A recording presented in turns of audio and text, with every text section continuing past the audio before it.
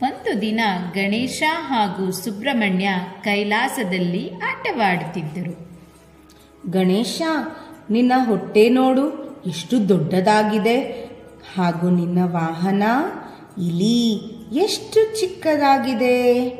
ನನ್ನ ವಾಹನ ನೋಡು, ನವಿಲು ಎಷ್ಟು ಸುಂದರವಾಗಿದೆ.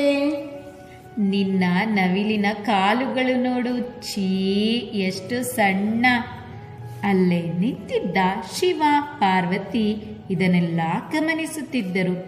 ಹೀಗೆ ಜಗಳವಾಡುತ್ತಾ ತಂದೆ ಶಿವ ಹಾಗೂ ತಾಯಿ ಪಾರ್ವತಿಯ ಬಳಿ ಬಂದು, ಹೇಳಮ್ಮ, ಯಾರ ವಾಹನ ಚೆನ್ನಾಗಿದೆ?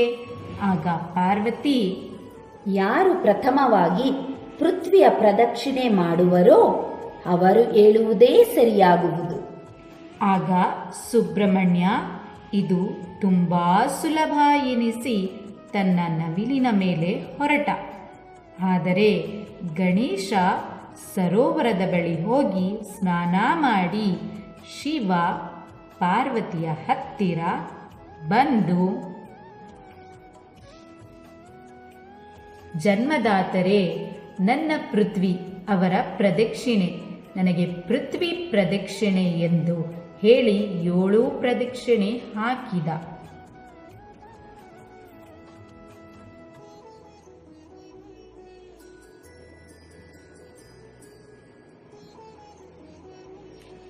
ಸ್ವಲ್ಪ ಸಮಯದ ನಂತರ ಪೃಥ್ವಿಯ ಪ್ರದಕ್ಷಿಣೆ ಮುಗಿಸಿ ಸುಬ್ರಹ್ಮಣ್ಯ ಬಂದು, ಅಮ್ಮ, ನಾನು ಪೃಥ್ವಿಯನ್ನು 3 ಸುತ್ತು ಸುತ್ತಿ ಬಂದೆ.